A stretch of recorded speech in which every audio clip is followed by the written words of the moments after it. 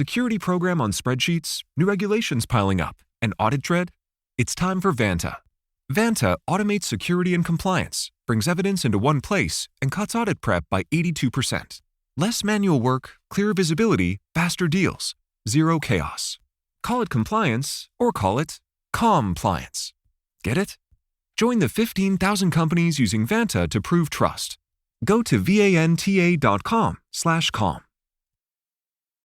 Yeah, I like to think so. I love working with families to help bring some resolution to their cases.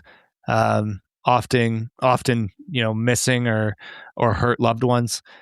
And, it's oftentimes they don't have that access to support. So that is very, a big part of what I do. And I've worked so many cases for families, most of them, in the past pro bono. And it's just, it's something they need. And there's so many missing persons cases out there. We hear of all the big ones in the media, like, with Nancy Guthrie right now, but there's so many others that need the same attention. And they just aren't getting it. So it is important to be there, and help people in that way. And it's a passion of mine. That's Doug MacGregor, a geographic profiler. This is the Silver Linings Handbook podcast. I'm Jason Blair.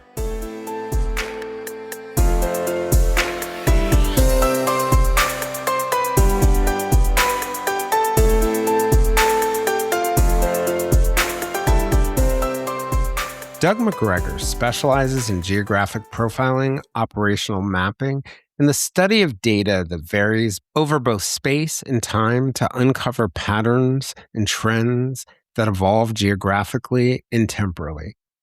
Last week, we had Doug on. We walked through a wide range of complex investigations that he had worked on. If you haven't listened to the first episode, I hope you get a chance to listen. We're going to continue our conversation today, talking about how geographic profilers support investigations. And we're going to talk about the art and science of geographic profiling and some specific cases.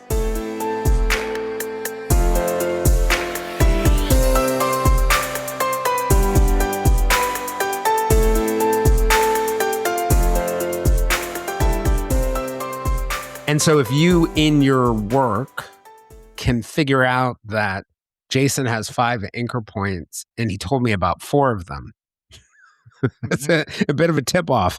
Oh, exactly. I mean, if they're telling you about all their anchor points everywhere they go and they have a little hunting cabin and they don't tell you about the hunting cabin.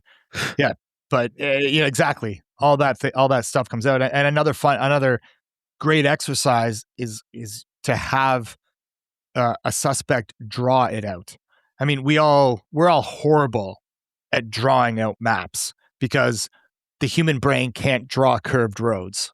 Right. So we can draw the Manhattan grid roads, but we can't draw curved roads. They never come out like they're supposed to look. However, if you have a suspect kind of draw out an area and they've, let's say, buried a body or abducted somebody from this area, you have them draw out an area, they'll probably leave out a specific place on the map that they committed that.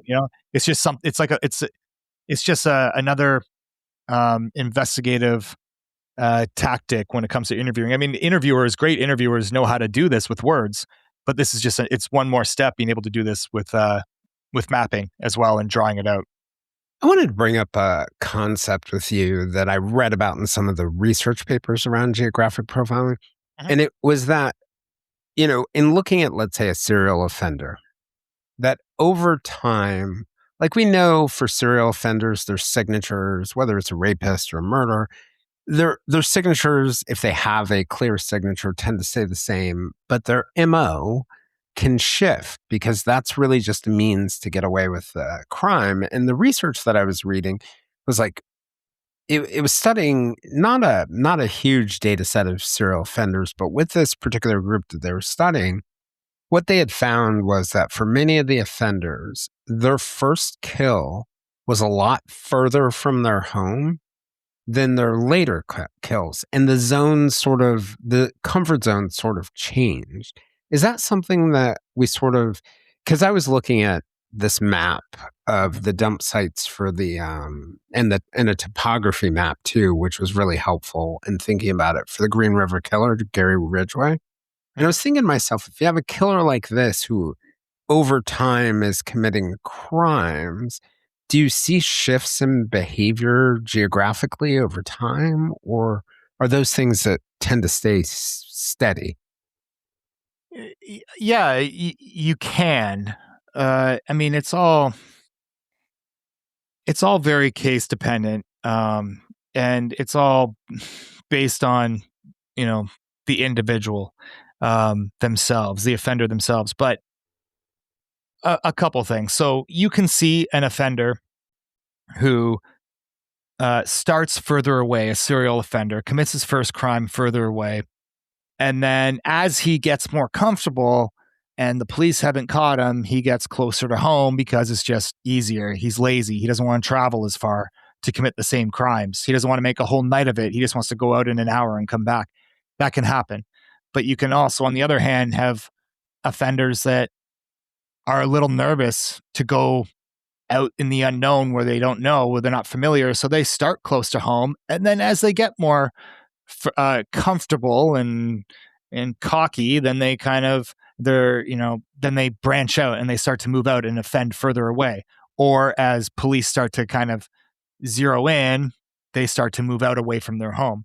So you can have it Mm. both, you can have it either way. And then one other thing you can have is you can have what I call is behavioral drift mapping. So you'll have a serial offender, violent or nonviolent crime, either one. But what they'll do is they'll offend in a specific area, and as something changes, their whole offending area will shift, will drift. Oh, wow. Right.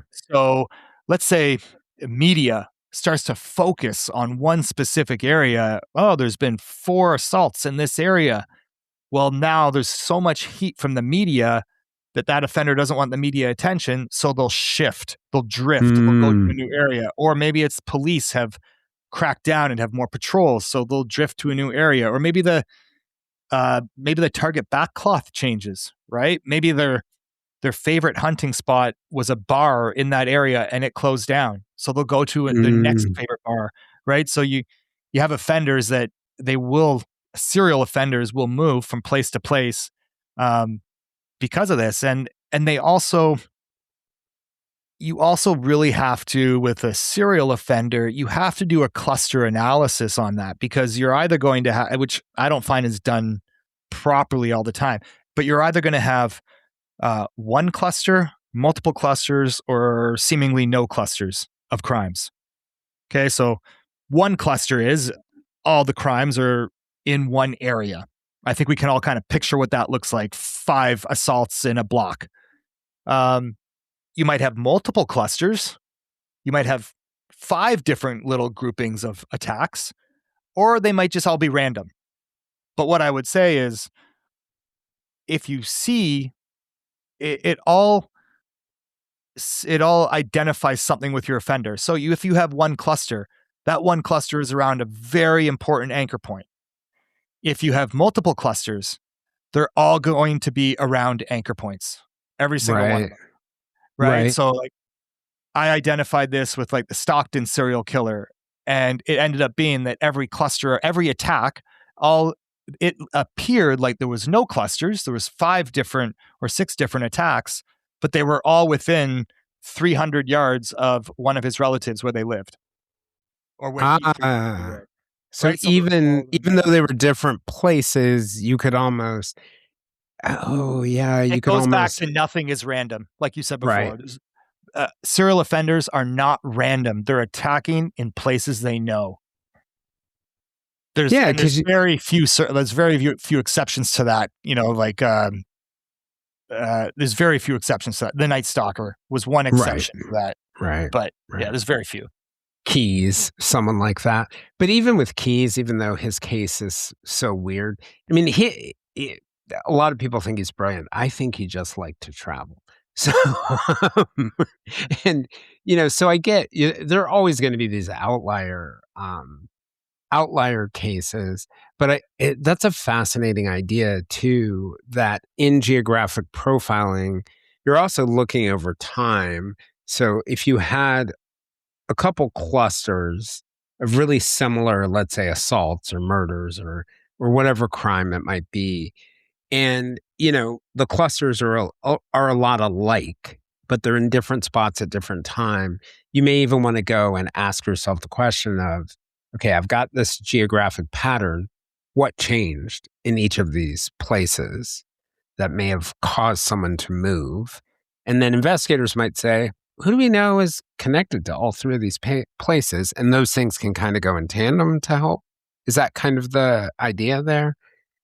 That all these things can sort of work toward each other. Yeah, exactly. And I mean, you really have to look at it over time. I mean, obviously you want to solve it as fast as you can, but you have to look at it over time and say, is it one cluster that's moving, or is this offender alternating clusters where he's attacking? So is he comfortable in 5 different places, has 5 different anchor points, and he's alternating, rotating between them? Or did he have one cluster and something happened and he shift his area of focus to a new area? Yeah. So taking something like the Karina Holmer case, I'm just curious if on day one you had been a part of the investigative team as a geographic profiler, what would you have started doing on day one? Yeah, on day one, I would have. I mean, it's very interesting. Guys, you need coffee? Yeah, exactly. I got my coffee here. Right. No, it's so different approaching it on day one as an active case as opposed to looking at it now, which is a historical case, really.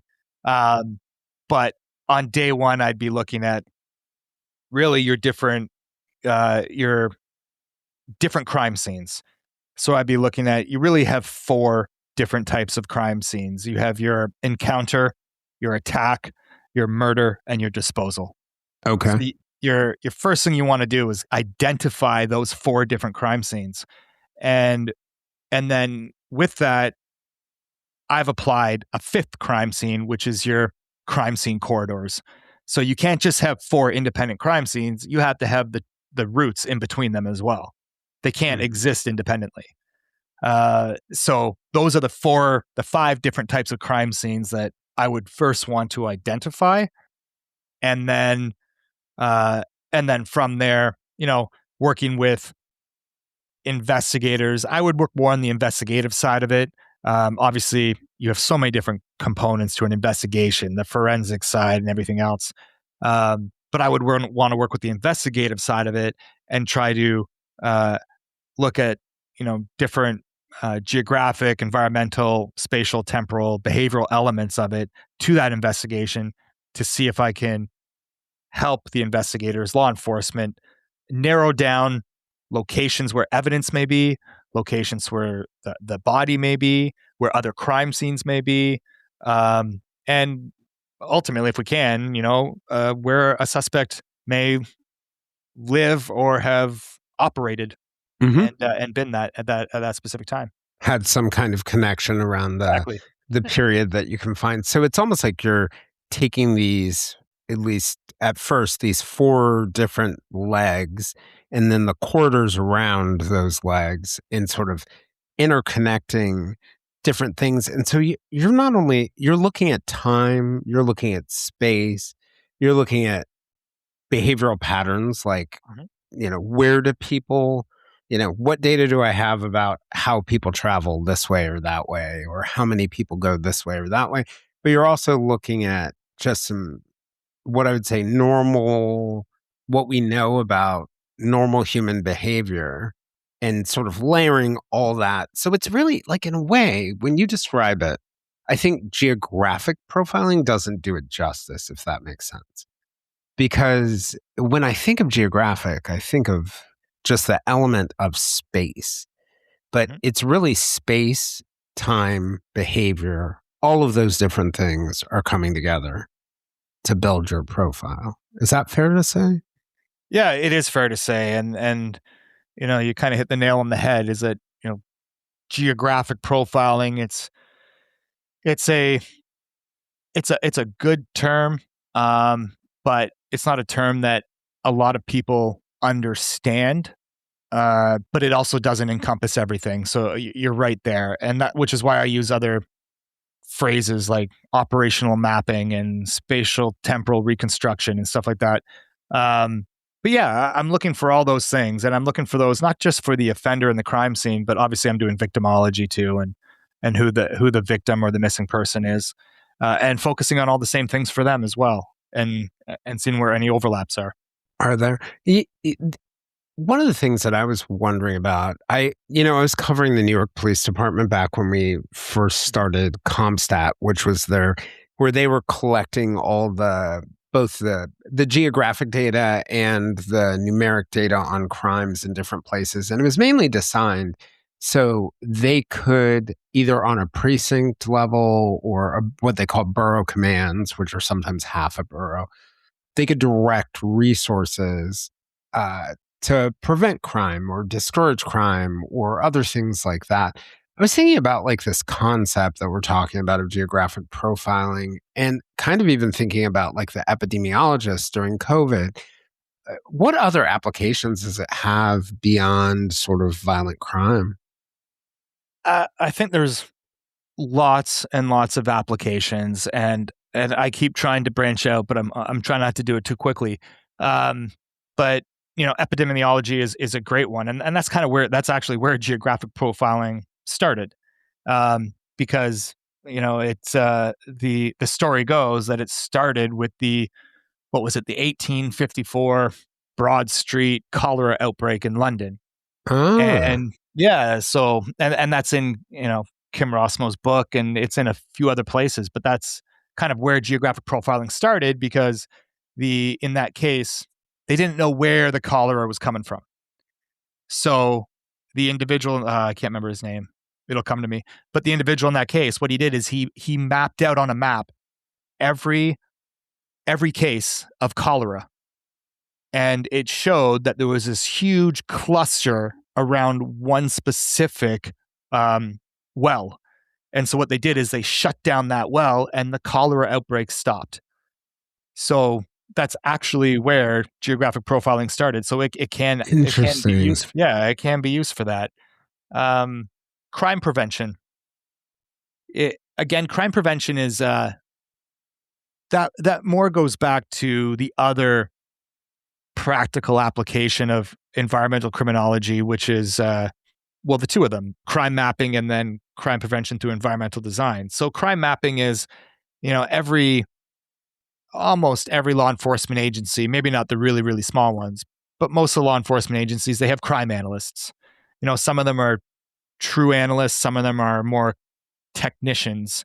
But they're mapping all this stuff. They're mapping all the crime data, and they're producing the results for their agency. But then most of them also have like a public crime map. You can go on and see what crimes are taking place across the city. And then obviously the law enforcement is using this for crime prevention strategies. So that's large in part what that is meant for. And geographic profiling, there's a place for it there. There's a place for it with environmental risk assessments that kind of goes in hand with CPTED, crime prevention and environmental design. But when it comes to crime mapping, they're looking for those hotspots, they're looking for those patterns, and they're looking for ways that they can reduce crime based on the data. So, if they see an increase in auto theft in one area, well, they increase patrols in that area, for example. Just very simple example. And that's really what the focus of a lot of technicians or crime analysts is within law enforcement. Some work directly with investigators, but a lot of them work on the overall crime prevention strategies. Yeah, and I think they actually, before they called it CompStat, it was actually Strategic Initiatives. It was the deputy commissioner for strategic initiatives, because they were really looking at their overall prevention. You had mentioned the Rachel Moran case and getting hired by the family, and then the Stockton serial killer. That was Wesley Brownlee, I think. And I didn't work that case. Ye- I just, out of interest, I just yeah, posted on social media about that case. you explored that one. Mhm. And that was only, what was it, 7 shootings, something along those 7. I mean, only, but 7 fatal shootings. And I think of something like that case. It all happened like within a year. It was right after COVID, right? It was in that Yeah, time it was period right or around there. I think during there was 7 shootings, 6 were fatal, but then there were 2 prior shootings they eventually found out. that they linked to him. Yeah, where he around where he lived, where he grew up. Yeah, not in Stockton. Yeah. Okay. So for me, when I look at something like that and I think of it, I think 7 is not a lot of data points in a big area. Mhm. How do you approach something like that? Like when you're looking into it, and any other cases you want to talk about that you've approached, whether they're known or not known? Yeah, I mean, for that one specifically, and I posted on social media about that one, but I'm also careful what I post on social media because I don't want to. I mean, I'm sure the criminal's not watching me, but I also don't want to put out A certain roadmap? details, certain information. Yeah. Yeah. Um, but for that one, I just, I looked at the crime scenes themselves. So I think there were 7 shootings, 1 non-fatal in Stockton itself, and I started to break it down. And once you break down those shootings, you can really see what areas of the city they're in and what areas of the city they're not in. So you can really start to paint a picture of who this person is, where they're familiar with, where they're unfamiliar with, and they were unfamiliar with all the higher end areas of the city. So all the upper middle class Mm. areas of the city, no shootings took place there, for example. And then you start to put in these mental barriers. All his shootings were confined by the one main road to the north, the railroad to the east, University District to the south, and I can't remember, what was there, another main road highway to the west. So they're very confined. It's very confined set of shootings. So you really start to see this individual's comfort zone. But then there was this one shooting way down south Hmm. of Stockton, and that one, or and that was the one that was not fatal. But what I kind of put together is I just started to piece this together. This is where their comfort zones are. This is where they're not comfortable. This is these are some behavioral characteristic traits of this person, and you can in that one I just drew circles around each one, and I mean part of it was an intuition educated guess, but also just natural human spatial behavior. But I said every one of these shootings happened within 300 yards of an anchor point, and I think there was 5 of them. I think 5, but all 5. 1 was his residence, 1 was his previous residence, and Oh, wow. three were the residences of his siblings, family members. So all were within 300 yards of those Wow. residences, and then what I found really neat is after they arrested him, Wesley Brownlee, and figured out who it was, I mapped all his family into these places, and Mm.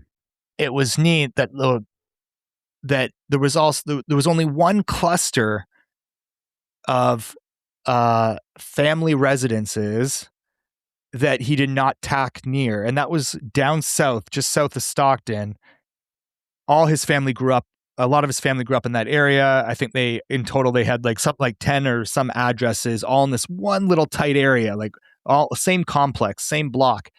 But in there was his mother's address, Wow. and So that was the that one area he wasn't going to go.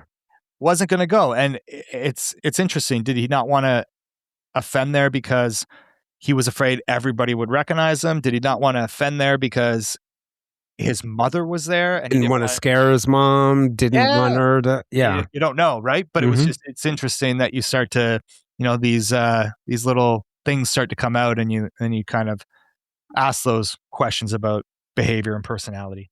I wonder about like some cases though, like someone like because I covered this when I was a reporter, DC sniper case. That was crazy. And, you know, to me, it had so many geographic elements to it in the sense that nobody knew where, how, when it was going to happen. We just knew at the time the DC area. And, you know, we found out over time that the DC area was not the only place. You know, there was Louisiana, there was Arizona, there was Washington State. And certainly in the first killing that they did in Washington State, it was quite personal. It was very, very personal.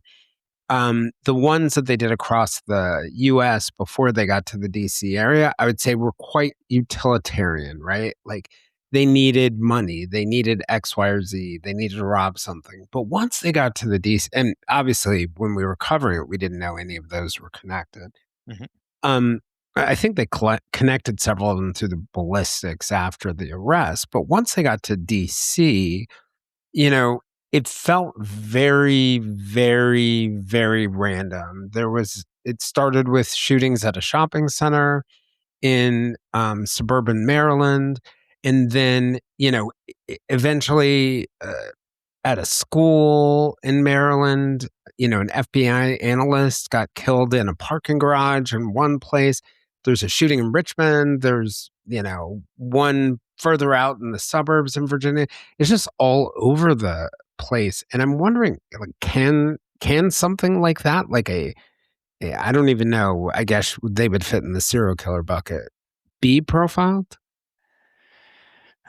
I think you can. You know, I think they worked on that case. I don't think they got everything right. But I mean that's a tough case, and you know, speed. You have to, yeah, and you're never going to get every case right. I mean, just what 50% of homicides in the U.S. are solved, or something like that. I'm not sure exactly what the number is, but it's not great, right? Like you're never going to solve every case, and profilers, whether they're geographic or behavioral, they're not going to get every case right either. But you know, it's so hard to say looking in hindsight. If I was looking at that case, I don't know. It's a very unique case, right? Like I work a lot of cases where I can take experience from, but how often does a serial sniper case come up, right? Right. Traveling in a car, staying at different places, sleeping in the car sometimes. And then two offenders. Right. And two offenders, right? Yeah. Right. Which is very unusual. Yeah. And I think the difference in that one, as I think about it, for both the behavioral profilers who are over at the FBI and the geographic profilers, you're also doing it on a clock. You're not doing it in a situation where there is a gap in, you know, the offenses, or you didn't have offenders who were backing down because there was heat. Because in a weird way for them, because they weren't from the area, there were no anchor points. Although, in retrospect, at the end, if you really think about the way they were working around the Beltway, they were getting closer to his ex-wife's house every time. But they're still, it's really, really interesting. So they start off with the first set of killings in Maryland, and then they swing out, if you think of a Beltway around Virginia, in the opposite direction. Then they move in again and hit the school, which is like another step closer. And they go all the way back out to the Virginia way, and then the next one ends up being closer. And so she actually had moved from Washington State with their children to the DC area. And I mean, if they had completed their circle, they would have been basically on top of where she lived. And that, to me, that was a fascinating aspect of it. But I think one that could not have been discovered until afterwards, if that makes sense. You would have needed to know the suspect, or someone suspect that it was them. Yeah, you would have had to have the suspect in your sights, and then you could look into them for sure. Yeah. And then you could, and you know what, and that helps for geographic profiling. If you have a suspect, you know, when I start a case, a lot of times I like to start without knowing a suspect. But if you have a suspect, then you can look at that person. You can advise the investigators based on that specific suspect.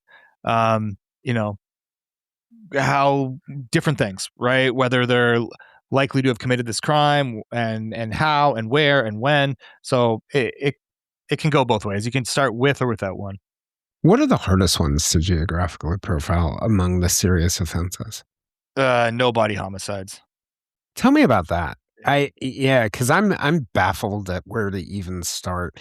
When I was in New York, they had it wasn't the first in the nation, but the first no body homicide conviction. I don't know if you know Kenneth and Sante Kimes, but that is a heck of a story. But they had Okay. basically moved in with a woman, Silverman.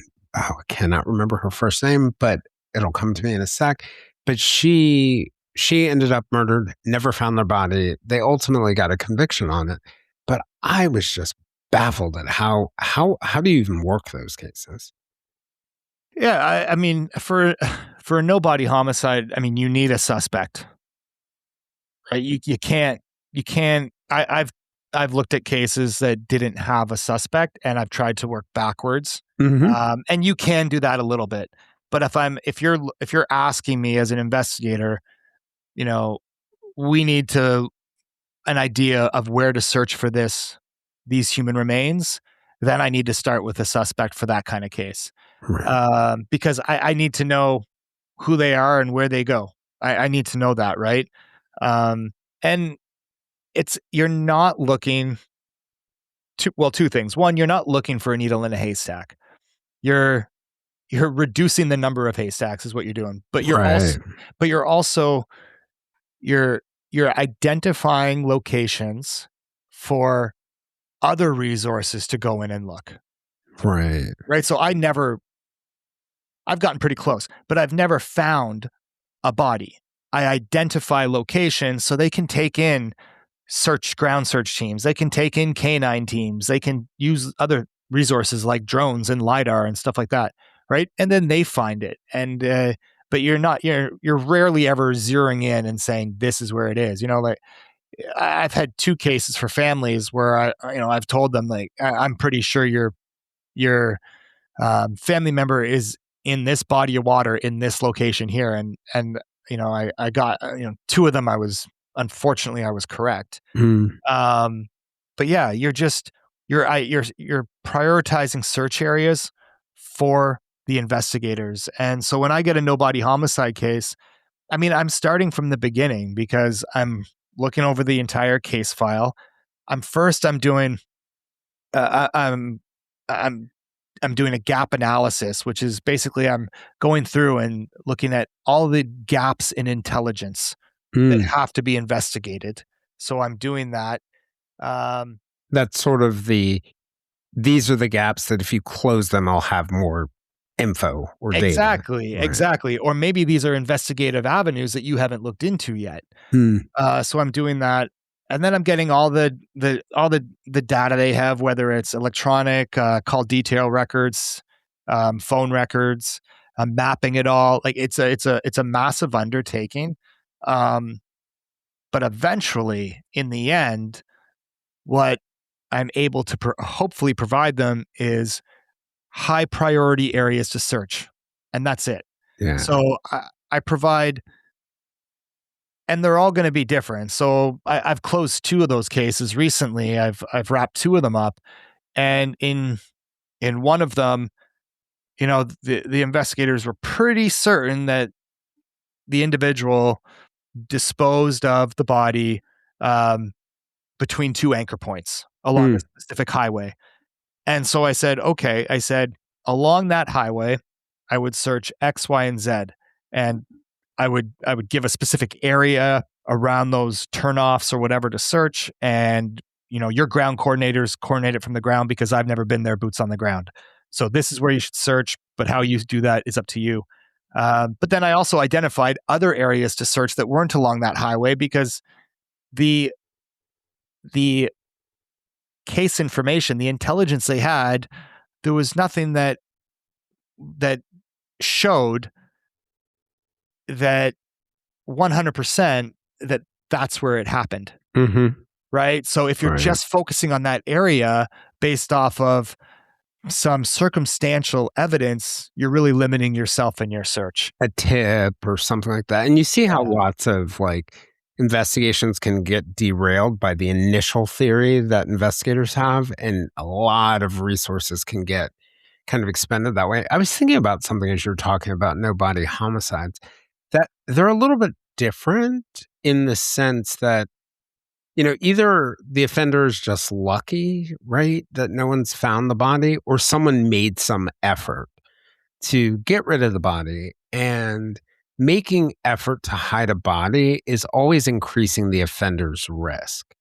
So it's a certain kind of person or certain kind of suspect who's going to end up with no body homicide. I think of like if I were to be a victim and you knew I was at my house, I was last seen at my house at this point, and I was going to the grocery store and whatever, chances are if I get killed by a stranger, or I get killed by, I don't know, it's some random situation I walk in, they're probably going to leave my body right there because they don't know me, right?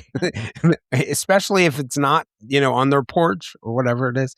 But that in some ways it's harder. I get what you're saying. It's harder if you you may not have proof of it, but if you have the anchoring of everything you know about the victim, plus you have a suspect, it's almost like you're trying to figure out, if I were to fit these two people together, this suspect is the person, and these things I know about the victim are true, where could the body end up?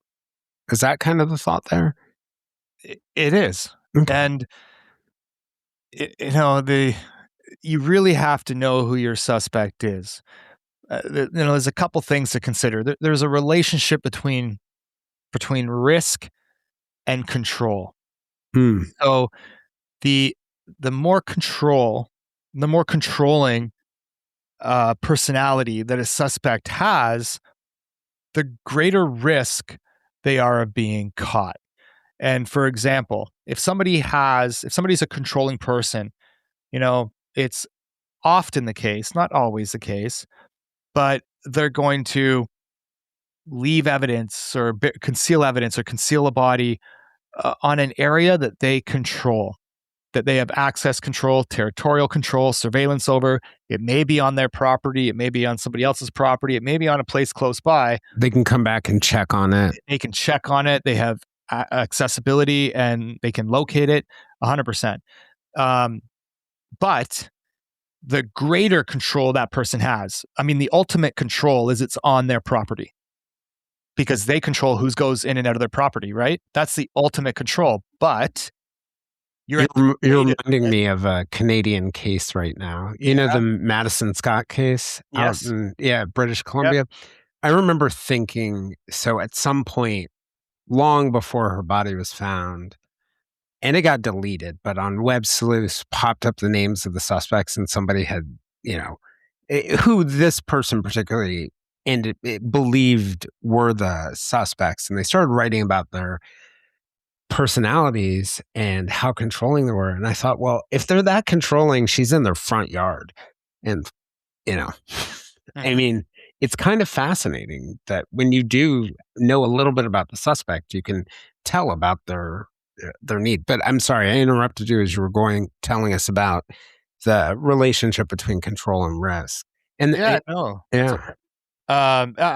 was just going to say, exactly that you really want to know who your suspect is, because it'll tell you something. But there's so many little things that could tell you where this person may be. For example, the longer somebody goes unfound, that also tells you a lot too. It narrows down where that body's going to be. The time element piece. Because there are so many people out there that use the outdoors for various things. Dog walking, hunting, hiking, mushroom picking. I feel like it's always blueberry pickers or hunters. Yes. It's always mushroom pickers. I'm like never going to go picking mushrooms, blueberries, because I want to avoid finding the body. Right. But if 2 years has gone by and this person hasn't been found, it's unlikely they've just been discarded in the random bush somewhere. Right. Mhm. So just you can start to use things like that. So you really have to know the person, the suspect. You really have to know the area, and So at that point, you'd start thinking about different kinds of geography, like maybe bodies of water and maybe, a ravine or something like that. Is that the kind of yeah, logic there? water's hard too. It's very hard to conceal a body in water that isn't going to be found eventually, Right. because eventually, unless it's very deep, cold water with no current, eventually something's going to probably float to the surface, Right. right? Yeah. I mean, it's difficult to conceal a body. You're just getting lucky, really. If you've concealed a body in water I mean, if it's very deep and cold, it could sit at the bottom, fine. But yeah, it often gets found eventually. So if it hasn't been found in 2 years, I don't know. Unlikely, but you never know. Yeah. What do you start thinking at that point? If something hasn't been found over a large period of time. I mean, one of my first go-tos is just, what warrants have you executed, and Mm, were they searched properly? And a lot of times the answer is no. mm. And so what I can try to do is get you a new warrant for the same property. So sort of help you get the evidence or something that would give you permission to, Yes, or yeah. basically, you can go back to the judge and say, "Well, we've consulted this person and Mm, we'd like to go search this specific part of the property that we didn't search before," right? Not necessarily searching someplace you've searched. So I start there because there's probably a reason they searched there. They probably had some tips, some intuition, whatever it may be, and that may be correct. But maybe they just didn't search it properly. So I do start there, and I yeah. start to see what they did first, and if there's anything else to do with that search. Because, in thinking about a case like Maddie Scott's case, where I know she was up on, I think it was what was it? It was Hogsback Lake. And she was camping with friends, and most of the friends ended up leaving, and she ended up in the tent out there in the wilderness. Your natural inclination would be to begin by searching in the woods around where she Sure. was last seen. Mhm. And so, kind of following the logic you're talking about, if we don't find her in a year or two, then chances are it's not going to be this area where people camp and walk on trails and other things along those lines. So you need to start thinking of other places at that point. Is that a fair kind of summary of what you're getting at? Uh, Honestly, it all depends how the first search was carried out. Okay. So, like, I work with some very good, some of the best search and rescue planners and coordinators, and we have access to people, like we have access to canine teams. But a lot of times, if you look at a case, like, we'll just hypothetically say Madison Scott. I'm not sure how the initial search at the lake was conducted, but if you got that file and you found out that the search in lake was conducted by law enforcement and they didn't find anything, well, that's not good enough. I mean, if you're going to conduct a search in an area, you need to bring in people who specialize in search. Right, right, You need right. to bring in the professionals. You need to bring in the search and rescue operators that do these searches, that do Not a them. bus of cadets. No, Right. no, because you need to bring in people that are going to go over every inch of that forest in different grid patterns, and they're going to, you need to bring in those people, and then with those people, you need to bring in dogs as well. If it's 2 years old, you're going to bring in a canine team, because if you're not trained, and let's say she's there in the bush somewhere, whether it's an accident or foul play, I mean, untrained people could walk right over top of her. So you really need to make sure the initial search is appropriately done. And that's like the first thing I would look at in a case, in many cases. That makes sense. That makes complete sense to me.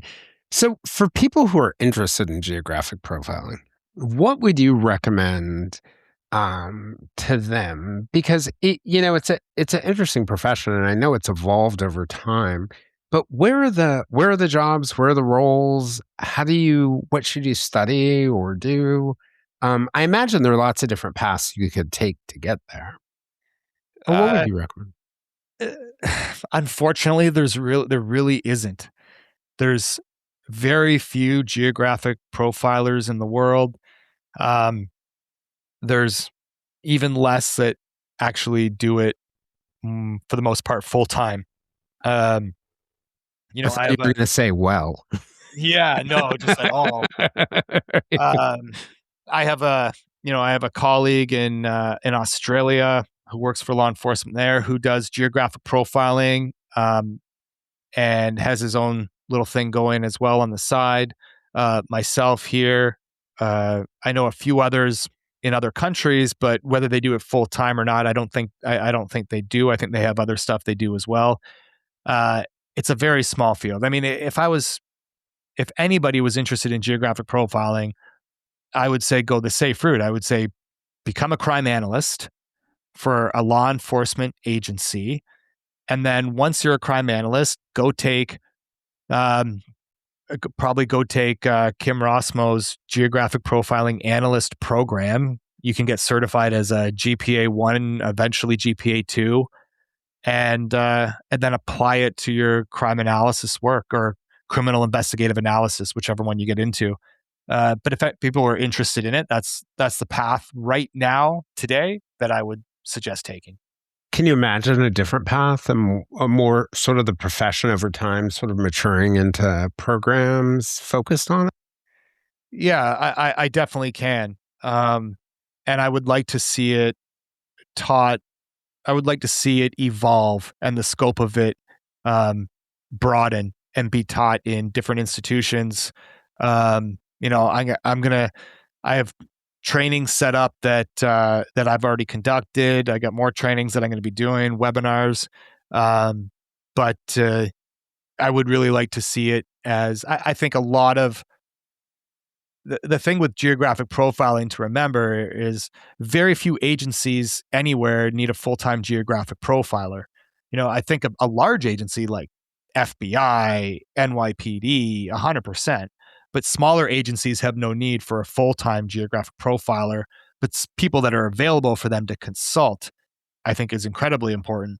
But yes, I would like to see it evolve. I'd like to see it grow, and I'd like to see there be more out there. So, Hmm.